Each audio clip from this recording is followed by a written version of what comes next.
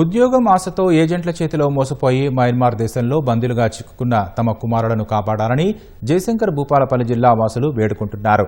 మహాముత్తారం మండలం నిమ్మగూడెం గ్రామానికి చెందిన అజ్మీరా సంతోష్, దుబ్బలపాడుకు చెందిన విజయ్లకు విదేశాల్లో ఉద్యోగం ఉందని నమ్మించి ఓ కంపెనీ ఏజెంట్ మోసం చేశాడని తెలిపారు.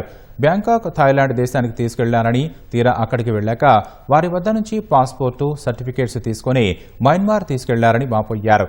అక్కడ 2 నెలలు పనిచేయించుకొని అందులో 1 నెల డబ్బులు మాత్రమే చెల్లించి ఏజెంట్ కంపెనీ ఉడాయించారన్నారు. ఈ క్రమంలో జయశంకర్, కరీంనగర్ జిల్లాలకు చెందిన 4గురిని మయన్మార్ ఆర్మీ అదుపులోకి తీసుకున్నారని కుటుంబ సభ్యులు తెలిపారు. వారిని విడిపించారని కేంద్ర మంత్రి బండి సంజయ్, మంత్రి దుద్దుల శ్రీధర్బాబును కలిసి వేడుకన్నా ఫలితం లేదని వాపోయారు.